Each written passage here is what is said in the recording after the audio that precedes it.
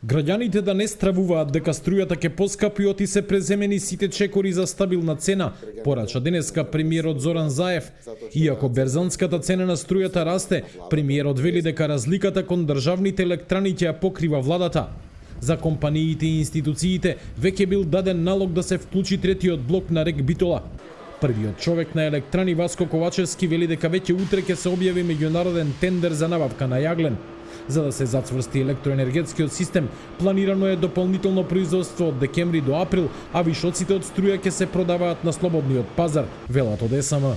Со нашиот план за ископ на јаглен и производство на електрична енергија, ние имаме стабилно производство и ги задоволуваме потребите на универзалниот снабдувач EVN Home за снабдување на домакинствата по цена значително пониска од пазарната, со цел да не се почувствува ценовен шок кај граѓаните. И првиот човек на регулаторна комисија Марко Бислимовски не гледа причина за корекција на цената на струјата барем до нова година.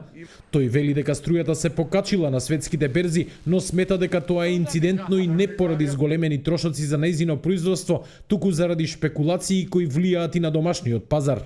За сега не гледам причини за корекции на цената на електричната енергија и нема причина да се прави какво било паника. Граѓаните треба да бидат мирни, зашто АДСМ го покрива пазарот во целост и ги обезбедува потребните количини на електрична енергија за универзалниот снабдувач по цена од 36 евра за мегават час. Цената на струјата на светските берзи последните неколку месеци е во постојан раст и во моментов се движи помеѓу 130 и 150 евра за мегават час. Во Македонија таа е утврдена на 36 евра, а разликата ја покрива државата. Бизнисмените стравуваат дека ваквата ситуација е неодржлива на долг рок и дека земјава ја очекува струен ценовен шок.